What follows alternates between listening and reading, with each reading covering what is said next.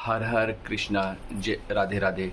और आपका अपने चैनल श्रीनिवास पांडे में बहुत बहुत स्वागत है। और आप भगवान गोपाल जी की सेवा देखिए। आज उनके मनमोहक रूप का दर्शन कीजिए और गोपाल जी की सेवा करने मात्र से ही सब कुछ खुश हो जाता है, खुशी हो जाती है। और गोपाल जी का ये मनोहर रूप देखिए और इनकी छटा को आप बस अपने नैन में बिठा लीजिए। आपको सारे कष्ट आपके एक क्षण में दूर हो जाएंगे। और आज एकादशी है तो आज गोपाल जी को सिर्फ फलाहार और सात्विक भोजन लगा है भोग में, और उनकी सेवा मात्र से ही हमें बहुत परम सुख मिलता है। और आज पुत्रदा एकादशी है और आप पुत्रदा एकादशी का महात्म सुनिए और आपको पुत्रदा एकादशी का महत्व सुनाई देगा। युधिष्ठिर बोले, हे मधुसूदन, श्रावण शुक्ल पक्ष की एकादशी का क्या नाम है? सो कृपा करके मुझसे कहिए। श्री कृष्ण बोले, हे राजन, यह सब जानने को तुम इस कथा को सुनो।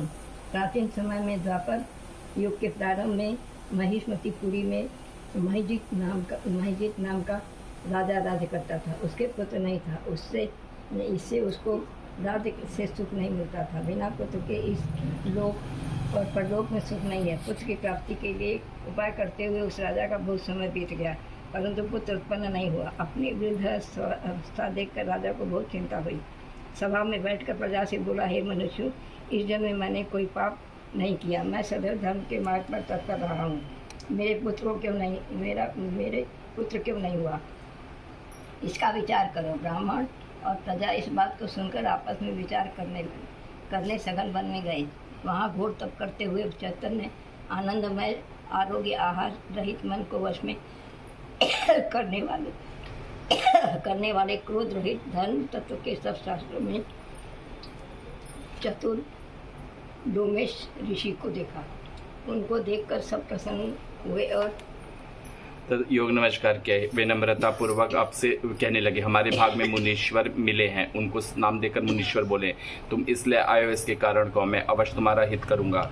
हम सरीखे मनुष्य को जन परोपकार के लिए ही है, इसमें संशय नहीं। मनुष्य बोले, हम अपने आने का कारण कहते हैं। आप सुनिए, हम संदेह निवारण करने को आपके पास आए हैं। महिजित नाम का राजा पुत्रहीन है। ब्राह्मण, हम उनकी प्रजा है और पुत्र की तरह उनकी रक्षा की है। उसके बिना पुत्र को देखकर उनके दुख से हम दुखी हैं। सो दृढ़ विचार करके हम तप करके यही आए हैं। जो इसके भाग से ही आप हमको दर्शन दे पाया। बड़ों के दर्शन से मनुष्य का काल सिद्ध हो जाता है। हे मुने, ऐसा उपदेश दिए कि जिसे राजा के पुत्र हों। इस राजा से पहले जन्म का वृत्तांत ध्यान करके मुनीश्वर बोले, पहले जन्म में ये राजा निर्धन और क्रूरता के कर्म करने वाला व्यस्त था। एक गांव को दूसरे गांव जाकर व्यापार करता था। एक समय ज्येष्ठ मास में शुक्ल पक्ष में एकादशी के दिन मध्याह्न के समय गांव की सीमा पर प्यास से व्याकुल हो गया। वहीं सुंदर जलाशय को देखकर जल पीने का विचार किया। वह हाल की ब्याई गो बछड़े समेत जल पीने की आई थी। वह प्यास और धूप से व्याकुल थी। वह उसका जल पीने लगी। इस वैश्य ने जल पीती हुई गौ को हटाकर जल पिया। इस पाप से राजा पुत्रहीन हो गया। वे बोले, हे मुनि, पुराणों में सुना जाता है कि पुण्य के प्रभाव से पाप दूर हो जाता है, इसलिए पुण्य का उपदेश दीजिए जिससे पाप का नाश हो। आपकी कृपा से हम उनको पुत्र हो लो। मिश्र ऋषि बोले, श्रावण शुक्ल में पुत्रदा नाम की एकादशी है, उसका व्रत करने न्याय और विधि पूर्वक करो। रात्रि में जागरण करो, उसका निर्मल पुण्य राजा को दो। ऐसा करने से निश्चय राजा को पुत्र होगा। तो मिश्र ऋषि के वचन को सुनकर और उनको प्रणाम करके प्रसन्न होकर सब अपने अपने घर चले गए। श्रावण आने पर सब लोगों ने राजा से श्रद्धापूर्वक व्रत किया। तो द्वादशी के दिन अपना पुण्य राजा को दिया। पुण्य के देते ही रानी को सुंदर गर्भ धारण किया। प्रसव के समय आने पर सुंदर पुत्र प्राप्त हुआ।